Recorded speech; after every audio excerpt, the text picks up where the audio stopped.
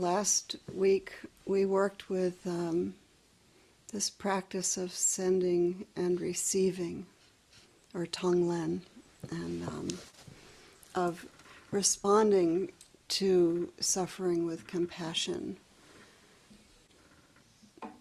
To respond to suffering with compassion means we also have to open ourselves to suffering, which is not so easy to do.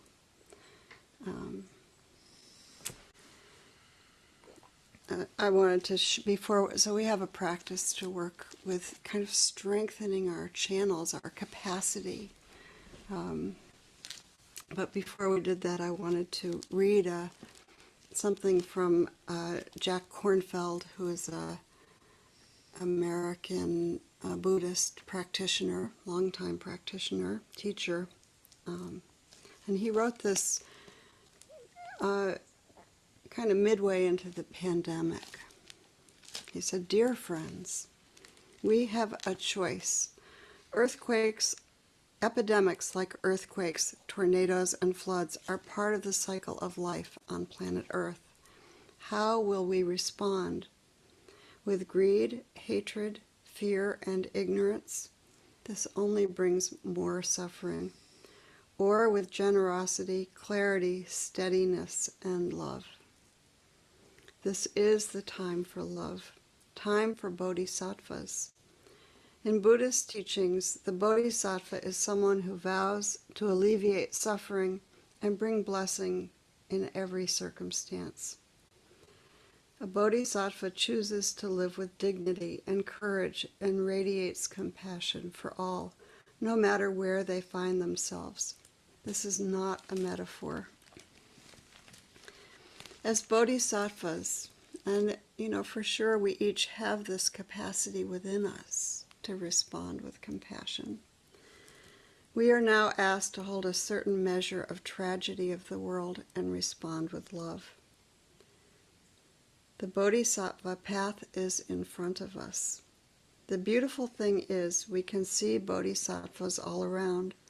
We see them singing from their balconies to those who are shut inside. We see them in young neighbors caring for elders nearby, and in our healthcare workers, and the unheralded ones who stock the shelves of our grocery stores. What can we do? What can I do? In this moment, we can sit quietly, take a deep breath, acknowledge our fear and apprehension, our uncertainty and helplessness, and hold all those feelings with compassionate heart. We can say to ourselves, "Thank you for trying to protect me, and I'm okay for now." We can put our fears in the lap of Buddha, Mother Mary, Kuan Yin, place them in the hearts of the generations of the brave physicians and scientists who have tended the world in former epidemics. When we do, we feel ourselves part of something greater, of generations of survivors in the vast web of history and life, being carried, as the Ojibwa elders say, by the great winds across the sky. This is a time of mystery and uncertainty.